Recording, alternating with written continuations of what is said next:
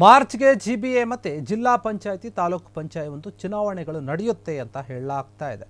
ಚುನಾವಣೆಯನ್ನು ಗೆಲ್ಲೋಕ್ಕೆ ಈಗ ಕಾಂಗ್ರೆಸ್ ಸರ್ಕಾರ ಸಕಲ ಸಿದ್ಧತೆಗಳನ್ನು ಕೂಡ ನಡೆಸ್ತಾ ಇದೆ ಅಂತ ಹೇಳಲಾಗ್ತಾ ಇದೆ.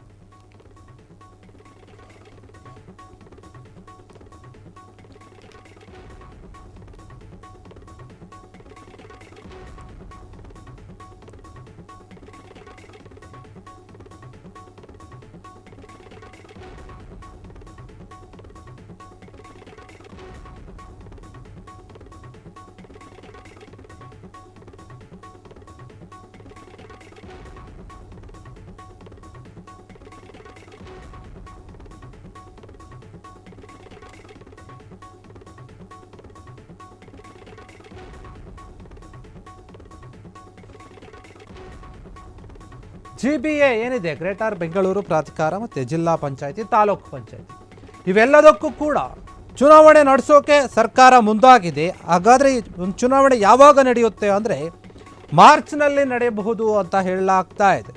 ಯಾಕಂದರೆ ಈ ಒಂದು ಚುನಾವಣೆಗಳು ಎಲ್ಲ ಪಕ್ಷಗಳಿಗೂ ಕೂಡ ಮುಖ್ಯವಾಗಿರುವಂಥದ್ದು. ತಮ್ಮದೇ ಆದಂತಹ ಒಂದು ಅಧಿಕಾರವನ್ನು ಪಡೆಯೋಕ್ಕೆ ಆ ಭಾಗದಲ್ಲಿ ಎಲ್ಲ ಪಕ್ಷಗಳು ಕೂಡ ಕಸರತ್ತನ್ನು ನಡೆಸುತ್ತೆ. ಹೀಗಾಗಿ ಈ ಒಂದು ಮಾರ್ಚ್ಗೆ ಜಿಬಿಎ ಮತ್ತು ಜಿಲ್ಲಾ ಪಂಚಾಯತಿ ತಾಲೂಕು ಪಂಚಾಯತ್ ಚುನಾವಣೆಗಳು ಆಗುತ್ತೆ ಅಂತ ಹೇಳ್ತಾ ಇದ್ದಾರೆ. ಸಿಎಂ ಕೂಡ ಇದಕ್ಕೆಲ್ಲ ಸಿದ್ಧತೆ ಮಾಡ್ಕೊಳ್ಳಿ ಅಂತ ಹೇಳ್ತಾ ಇದ್ದಾರೆ. ಏನು ಡಿನ್ನರ್ ಮೀಟಿಂಗ್ ನಡೆದಿತ್ತು, ಆ ಒಂದು ಸಭೆಯಲ್ಲಿ ಸಚಿವರಿಗೆ ಇದರ ಬಗ್ಗೆ ಸೂಚನೆಯನ್ನು ಕೊಟ್ಟಿದ್ದಾರೆ. ಹಲವು ವರ್ಷಗಳಿಂದ ಸುಮಾರು ವರ್ಷಗಳಿಂದ ಜಿಲ್ಲಾ ಪಂಚಾಯತಿ ತಾಲೂಕು ಪಂಚಾಯತಿ ಒಂದು ಚುನಾವಣೆಗಳು ಆಗೇ ಇಲ್ಲ.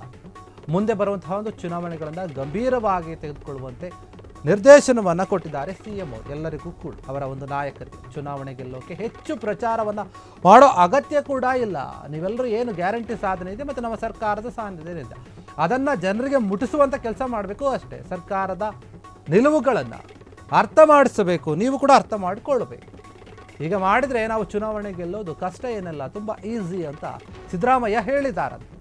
ಆದರೆ ಇದನ್ನು ಕೂಡ ನೀವು ಶ್ರದ್ಧೆಯಿಂದ ಮಾಡಬೇಕು ಅಂತ ಅವರ ಶಾಸಕರಿಗೆ ಸಚಿವರಿಗೆ ಕಿವಿ ಮಾತನ್ನು ಹೇಳಿರುವಂಥದ್ದು.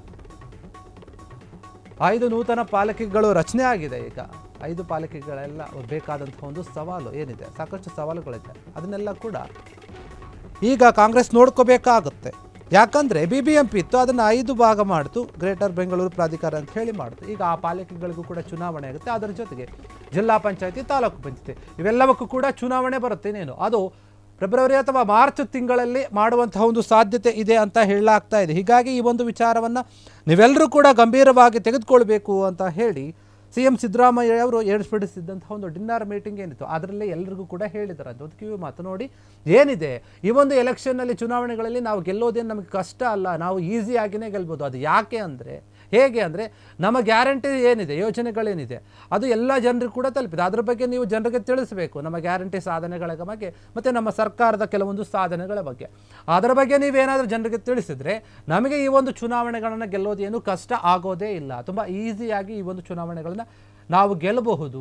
ಯಾರು ಕೂಡ ಶ್ರಮ ಪಡುವಂಥ ಅಗತ್ಯ ಇಲ್ಲ. ಯಾಕಂದರೆ ಈಗ ಪಾಲಿಕೆ 5 ಭಾಗವಾಗಿ ಡಿವೈಡ್ ಆಗಿದೆ. BBMP ಏನಿದೆ ಈಗ GBA ಆಗಿದೆ. ಇದರ ಒಂದು ಪಾಲಿಕೆ 5 ಪಾಲಿಕೆಗಳು ಏನಿದೆ ಅದರಲ್ಲಿ ಸಾಕಷ್ಟು ಸಮಸ್ಯೆಗಳು ಸವಾಲುಗಳು ಕೂಡ ಇದೆ. ಅದನ್ನು ಕೂಡ ಎದುರಿಸಬೇಕಾಗುತ್ತೆ. ಆದರೆ ಅದೇನೇ ಇದ್ದರೂ ಕೂಡ ನಮಗೆ ಪರವಾಗಿಲ್ಲ, ನಾವು ಎದುರಿಸ್ತೀವಿ. ನಮಗೆ ನಮ್ಮ ಒಂದು ಗ್ಯಾರಂಟಿ ಯೋಜನೆಗಳ ಒಂದು ಬಲ ಇದೆ. ಗ್ಯಾರಂಟಿ ಯೋಜನೆಗಳು ಜನರಿಗೆ ಸಮರ್ಪಕವಾಗಿ ಮುಟ್ಟಿಸಿದೆ. ಅದರಿಂದ ಎಲ್ಲರೂ ಕೂಡ ಕರ್ನಾಟಕದ ಅನೇಕ ಜನರು ಏನಿದ್ದಾರೆ ಅವರೆಲ್ಲರೂ ಕೂಡ ಇದರ ಉಪಯೋಗವನ್ನು ಪಡೆದುಕೊಂಡಿದ್ದಾರೆ. ಹೀಗಾಗಿ ಎಲ್ಲೋ ಒಂದು ಕಡೆ ಕಾಂಗ್ರೆಸ್ ಸರ್ಕಾರದ ಮೇಲೆ ವಿಶೇಷವಾದಂಥ ಒಲವಿದೆ ಜನರಿಗೆ. ಹೀಗಾಗಿ ನಾವು ಈ ಒಂದು ಚುನಾವಣೆಗಳನ್ನು ಗೆಲ್ಲೋದು ನಮಗೆ ಏನು ಅಷ್ಟೊಂದು ಕಷ್ಟ ಆಗಲ್ಲ. ಬೇರೆ ಪಕ್ಷದವರು ಕಷ್ಟಪಡಬೇಕಾಗುತ್ತೆ. ಆದರೆ ನಾವು ಗ್ಯಾರಂಟಿಗಳನ್ನು ಘೋಷಣೆ ಮಾಡೋದ್ರಿಂದ ಎಲ್ಲರಿಗೂ ಕೂಡ ಖುಷಿಯಾಗಿದೆ. ಹೀಗಾಗಿ ನಾವು ಅದರಿಂದ ಈಸಿಯಾಗಿ ಗೆದ್ದು ಬಿಡ್ತೀವಿ. ನೋಡಿ, ಅದ್ರ ಬಗ್ಗೆ ನೀವು ಗಮನ ಹರಿಸಬೇಕು. ಮತ್ತು ಇದನ್ನು ಈಸಿಯಾಗಿ ಗೆಲ್ತೀವಿ ಅಂತ ಹೇಳಿ ಯಾರೂ ಕೂಡ ನೆಗ್ಲೆಕ್ಟ್ ಮಾಡೋ ಹಾಗಿಲ್ಲ. ಇದರಲ್ಲಿ ಕೂಡ ನೀವು ಶ್ರದ್ಧೆ ವಹಿಸಬೇಕು. ತುಂಬ ಇಂಟ್ರೆಸ್ಟನ್ನು ತೋರಿಸಿ ಅದನ್ನು ಜನರಿಗೆ ಸಮರ್ಪಕವಾಗಿ ಮುಟ್ಟಿಸುವಂಥ ಒಂದು ಕೆಲಸವನ್ನು ನೀವು ಮಾಡಬೇಕು. ಮಾಡಿದರೆ ಮಾತ್ರ ನಮಗೆ ಗೆಲುವು ಕಟ್ಟಿಟ್ಟಂತಹ ಬುತ್ತಿ ಅನ್ನೋ ರೀತಿಯಲ್ಲಿ ಸಿಎಂ ಸಿದ್ದರಾಮಯ್ಯವರು ಸೇರಿದಂತಹ ಒಂದು ಏನು ಡಿನ್ನರ್ ಮೀಟಿಂಗಲ್ಲಿ ಬಂದಂಥ ಎಲ್ಲ ಒಂದು ನಾಯಕರಿಗೂ ಕೂಡ ಒಂದು ಕಿವಿ ಮಾತನ್ನು ಹೇಳಿದ್ದಾರಂತೆ. ಹೀಗಾಗಿ ಏನೇ ಒಂದು ಚುನಾವಣೆಗಳು ಏನಿದೆ ತಮ್ಮದೇ ಆದಂತಹ ಒಂದು ಪಾರುಪತ್ಯವನ್ನು ಸ್ಥಾಪಿಸೋಕೆ ಎಲ್ಲ ಒಂದು ಪಕ್ಷಗಳು ಕೂಡ ಸಜ್ಜನ್ನು ಮಾಡ್ಕೊಳ್ತಾ ಇದೆ. ಅದೇ ರೀತಿಯಾಗಿ ಕಾಂಗ್ರೆಸ್ ಸರ್ಕಾರ ಕೂಡ ತನ್ನದೇ ಆದಂತಹ ಒಂದು ಸಿದ್ಧತೆಗಳನ್ನು ಮಾಡ್ಕೊಳ್ತಾ ಇದೆ. ಎಲ್ಲದಕ್ಕೂ ಕೂಡ ಸಜ್ಜಾಗಿದ್ವಿ ಅನ್ನೋ ರೀತಿಯಲ್ಲಿ ಮಾತನಾಡ್ತಾ ಇದ್ದಾರೆ. ಅವರು ಏರ್ಪಡಿಸಿದಂಥ ಒಂದು ಡಿನ್ನರ್ ಮೀಟಿಂಗ್ನಲ್ಲಿ ಈ ಒಂದು ವಿಚಾರ ಕೂಡ ಚರ್ಚೆ ಆಗಿದೆ ಅಂತ ಹೇಳಲಾಗ್ತಾ ಇದೆ. ಹೀಗಾಗಿ ಮುಂದೆ ಬರುವಂತಹ ಒಂದು ಚುನಾವಣೆಗಳೇನಿದೆ ಅದು ಎಲ್ಲ ಪಕ್ಷಗಳಿಗೂ ಕೂಡ ತುಂಬ ಇಂಪಾರ್ಟೆಂಟ್. ಹೀಗಾಗಿ ಕಾಂಗ್ರೆಸ್ ಸರ್ಕಾರ ವಿಶೇಷವಾಗಿ ಅವರ ಒಂದು ಗ್ಯಾರಂಟಿ ಯೋಜನೆಗಳನ್ನು ಮುಂದಿಟ್ಟುಕೊಂಡು ಜನರ ಮುಂದೆ ಈಗ ಮತ್ತೊಮ್ಮೆ ಹೋಗ್ತಾ ಇದೆ. ನಮಗೆ ಒಂದು ಓಟನ್ನು ಕೊಡಿ ಅಂತ ಕೇಳೋಕೆ ಮುಂಬರುವಂತಹ ಎಲ್ಲ ಚುನಾವಣೆಗಳು ಕೂಡ ಮಹತ್ತರವಾಗಿರೋದ್ರಿಂದ ಕಾಂಗ್ರೆಸ್ಗೆ ಒಂದು ಕಡೆ ಪ್ಲಸ್ ಆಗಬಹುದು ಅಂತ ಹೇಳ್ತಾ ಇದ್ದಾರೆ. ಯಾಕಂದರೆ ಗ್ಯಾರಂಟಿ ಯೋಜನೆಗಳು ಕೊಟ್ಟಿರುವಂಥದ್ದು ಏನಿದೆ ಅವರಿಗೆ ಅದೇ ಪ್ಲಸ್ ಪಾಯಿಂಟು, ಅದೇ ನಮಗೆ ಸಾಕು. ಇನ್ನು ಬೇರೆ ಯಾವುದೇ ರೀತಿಯಲ್ಲಿ ನಾವು ಹೋಗಿ ಸರ್ಕಸ್ ಮಾಡೋದು ಬೇಡ, ಪ್ರಚಾರ ಮಾಡೋದು ಬೇಡ, ಮತ್ತೊಂದು ಏನು ಕೊಡೋದು ಮಾಡೋದು ಅವೇನೂ ಬೇಕಾಗಿಲ್ಲ.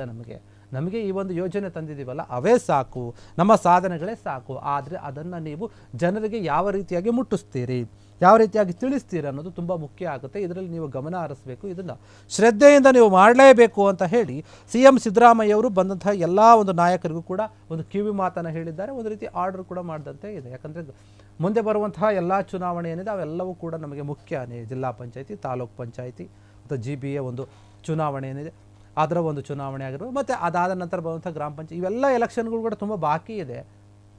ಪಂಚಾಯತಿ ಎಲೆಕ್ಷನ್ ಕೂಡ ಏನು ವರ್ಷ ಅಂದರೆ ನಡೀತಾನೆ ಇದೆ ಕಂಟಿನ್ಯೂಸ್ ಆಗಿ. ಆದರೆ ಜಿಲ್ಲಾ ಪಂಚಾಯತಿ ಮತ್ತು ತಾಲೂಕು ಪಂಚಾಯತಿಯ ಒಂದು ಚುನಾವಣೆಗಳು ಮಾತ್ರ ನಡೆದಿರಲಿಲ್ಲ, ಸುಮಾರು ವರ್ಷ ಆಗಿತ್ತು. ಹೀಗಾಗಿ ಈ ಒಂದು ಚುನಾವಣೆಗಳನ್ನು ಈಗ ಗಂಭೀರವಾಗಿ ತೆಗೆದುಕೊಂಡಿದೆ ಸರ್ಕಾರ.